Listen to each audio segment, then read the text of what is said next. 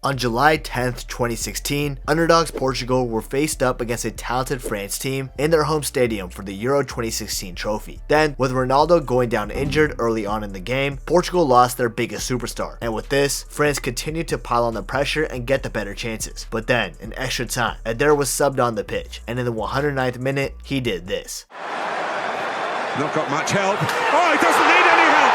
How about that? The Portuguese fans went wild, and in the end, Eder's goal helped Cristiano Ronaldo and Portugal win their first ever international trophy. But since then, what happened to Eder? Where did he go? And what happened to his career? Well, let's find out and take a look at the disappearance of Eder. First, I think it's pretty important to talk a little bit about Eder's background, just to truly understand him as a player and as a person. So to start things off, Eder was born on December 22nd, 1987 in the capital of Guinea-Bissau, before moving to Portugal as a kid. Throughout Eder's early years, he would play football on the streets, and eventually, this would lead him to play for a local club called Associação Desportiva e Cultural de Ademia at 11 years old. Yeah, I definitely butchered the pronunciation of that name. But allow me, man, that name was mad difficult to pronounce. Anyways, Eder would continue to play for that club until 2006, where he would then move to a club named Torresens to make his senior debut. And then in 2008, he would then start to play in the 3rd division of Portugal for a club called Académica Coimbra. And at this team, Eder was starting to become a big player for the smaller Portuguese side, scoring 12 crucial goals in the 83 games he played for them. Not only that, his appearances in the earlier rounds of the Portuguese Cup eventually helped Académica Coimbra win their first trophy since 1939 after defeating Sporting Lisbon in the final. But Eder wouldn't actually make an appearance for Coimbra in the semifinals or the final of the Portuguese Cup that year, and it was because Eder stopped showing up to training as interest grew from some top European clubs, like FC Porto for example, with sources claiming that there was an agreement in place for Porto to sign him. Instead though, in the summer of 2012, Eder would actually make the move to another top division club in Portugal, SC Braga, and sign with the club on a free with a 4-year contract. At the time, Braga were lacking a striker that could put the ball in the back of the net consistently, and with Eder personally seeing a clearer path to the starting 11 with Braga, he took that chance with Braga instead of Porto. And his first season with Braga was an instant success too, with Eder scoring 16 goals in 31 games for the club, meaning he got 1 goal in a little less than every 2 games. Plus, to go into it more specifically, Eder scored 13 goals in 18 league games and 3 goals in 3 Portuguese Cup games. Braga thought that they had a gem on their hands, and in that 12-13 season, he really was an undiscovered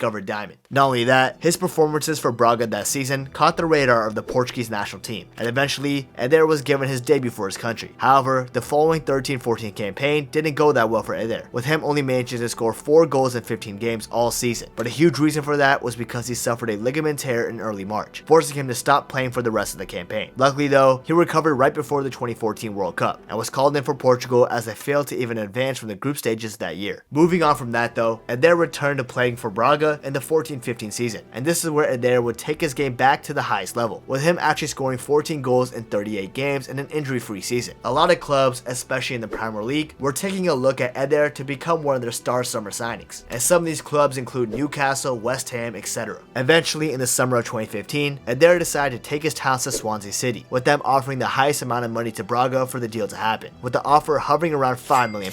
Plus, with Swansea needing a striker, the move made sense for Eder to join the Welsh club. However, Eder's time at Swansea City was nothing short of a disaster, because in the 15 games that he played for the club, Eder managed to get a grand total of 0 goals and 0 assists, with his contributions as a striker literally being absolutely nothing. Eder was at a huge risk of not making the 2016 Euro squad for Portugal. So with that in mind, Eder thought that it would be in his best interest to look for a loan move elsewhere, and luckily for him, in the winter transfer window, a team in France were willing to give him a chance, and that French club was Lille. And luckily again for Eder, his half-a-season loan deal was a success, because in the 14 games that he appeared for Lille, he scored 6 goals, which is some decent production for a striker that was out of form initially. Lille thought so too, because at the end of the 15-16 campaign, Lille offered him a permanent deal, in which Eder accepted. More importantly though, due to these impressive performances and the fact that Portugal needed some striker depth, Eder was selected to be a part of the Portugal squad for the 2016 Euros. Heading into the summer tournament, Portugal were nowhere near one of the favorites to win the Euros. Sure, they had Cristiano Ronaldo, but besides that, there weren't many people believing that Portugal could go on and win their first international trophy. In fact, according to the bookies, Germany, France, Spain, Belgium, England, and Italy were all more likely to win the Euros than the Portuguese side. But little did did everybody know, Portugal were about to make history, and the reason for that was because of Eder. At Euro 2016, Eder was playing an extremely minimal role, with him only playing a total of 13 minutes for his country at the tournament before the final. He got 6 minutes in the opening game versus Iceland and got 7 minutes in the draw against Austria following that. However, in spite of this, Eder was still named to the bench for the final, where Portugal was set to take on favorites and hosts France in one of the most highly anticipated matchups in Euro final history. As I mentioned previously, Cristiano Ronaldo got injured early on in the match due to a poor tackle from Payet, forcing CR7 off the pitch for the rest of the match. Man, quit playing with me, man.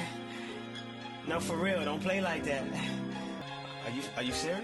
Even with Ronaldo, one of the strikers in the final, coming off the pitch, Eder still didn't get his opportunity, with Quaresma coming on instead. Then, throughout the rest of the final, France continued to pile on the pressure and had some great goal scoring opportunities. But luckily for Portugal, none of them were going in. With this, the game had to be sent to extra time, where although Portugal had some decent chances, France were still piling on the pressure to get the goal they so desperately wanted. However, right before the 90 minutes were up in normal time, Eder was subbed onto the pitch in place of Renato Sanchez, with Portugal just desperately wanting another physical attacking outlet to carry the ball forward and buy their side some time. But Eder did not follow these instructions, and instead, he had a moment of madness. In the 109th minute, Eder, the unlikeliest, most unrecognizable name on the pitch at the moment, hit a shot from way outside the box, and this shot caught France's goalkeeper Lloris off guard and somehow crept into the bottom corner to give his side the surprising lead in the final. And due to this goal, Portugal lifted their first international trophy in their history, and Cristiano Ronaldo finally was able to etch his name in Portugal's history books forever, doing what past Portuguese legends couldn't, and that was winning a trophy for his country. In just a matter of seconds, Eder went from a player that was almost unrecognizable to someone who had the entire football world excited about. It genuinely felt like Eder was on his way to football greatness in the next few years of his career. But sadly, football doesn't always end in fairy tales, and sometimes it can be a very cruel sport. And that's because in the next few years, Eder experienced one of the biggest downfalls in probably all of football history. After Eder won the Euros for Portugal, he came back to Lille as a locked-in starter at the striker position, but the season didn't go that well for him, and despite starting in most of the games in the 16-17 campaign, Eder only managed to score a grand total of 7 goals in 37 games. That's not the type of output you would expect out of a goal scorer in the Euro final. Anyways, late in the summer transfer window, Lille would decide to move on from Eder, so they decided to loan him out to Lokomotiv Moscow over in Russia on a season-long loan deal, with a buyout option. With Eder playing in a league that just wasn't as good as League 1, respectfully, you would probably expect a greater output in terms of goal production, right? Yeah, you see, Eder wasn't able to do that. Instead, in the 28 games he played for Lokomotiv Moscow in his first season, he would only score 4 goals. It is important to note though, that one of these goals was an 87th minute winner against the Russian giant Zenit to cement a 1-0 win, and this ended up securing Lokomotiv's first Russian league title since 2004. And although Eder had a poor season overall, this title winning goal was enough to obtain a long-term contract with a Russian club. However, even though Eder clutched up for a trophy again, Portugal had found his replacement in Andre Silva, who was balling out with Porto at the time, and Eder would not be selected for the last edition of the Confederations Cup in 2017, and he also wouldn't be selected for the following World Cup in Russia a year later as well. Going back to Eder's time in Russia though, he would proceed to stay with Lokomotiv Moscow for another 3 years, where he would play an additional 91 games, and in that time, he would only score 11 more goals with the club. After this drop of form for Eder, Lokomotiv Moscow decided that it would be best to part ways with him, and that's when Eder signed for Al Raed FC in the Saudi League for free. But Eder would only stay in Saudi for a year, where he did get 6 goals in 23 games, which isn't even that bad considering his terrible form in the past few seasons. But after his time in Saudi, Eder was a free agent, and no club after that was willing to take a chance on him. And then in November 2023, he took an executive job in Portuguese football, and this caused him to retire from the beautiful game after that. So what caused this Eder downfall when he was practically on top of the footballing world in 2016? Did he have some problems outside of football that affected his form on the pitch? Or perhaps was he just not that good in the first place? And that freak goal just set extremely high expectations that set Eder up to fail. Who knows the real reason? But I would love to know what you guys think, so feel free to share your opinions in the comments down below. Now, if you did enjoy this video, please remember to subscribe, I would really appreciate it, and please be sure to follow my Twitter and my Instagram, the links are in my YouTube description. And last but not least, if you want to know my entire Euro 2024 predictions, where I go over every single group and who I think will win the entire tournament, you should definitely check out this video right here, you won't regret it.